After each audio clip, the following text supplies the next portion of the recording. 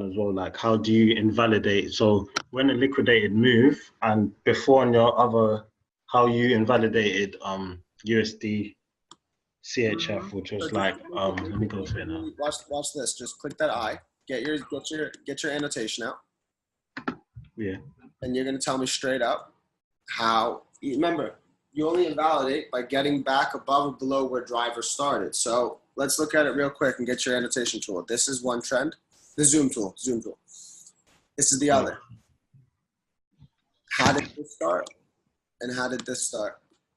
So just get your zoom tool. The validation of the buys will be breaking back where the buy started. Good. And then going, and then we can go from there. And the sells will be down here. And then you could probably run it to the lows because look. Both buys you gave, both buy and sell, are initial invalidations. How do you completely invalidate? We have our low, right? Yeah. Now, let's look within the trend though, how it started. High, low. Yeah. Because this high is lower than that, so lower high. Yeah. Then this is the same low. We didn't really break, but this is where we created lower lows, right? Yeah. Then we go lower high, then lower low, right? Then same lower high, and then this is now higher than that low, right? Yes. Okay, now we've understood the structure. That's the main high. This is the main low. So now this is a lower high. If we break this turns to, because this was the lower high. This turns to a short term.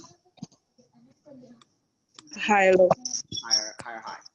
High, sorry. No worries. And then when we pull back, then we create what?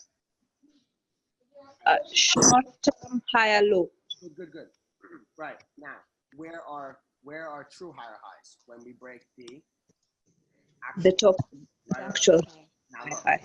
If we break this is short term lower lows, because this is the last higher low. Okay. That breaks. But now, how do we get true lower lows if we break?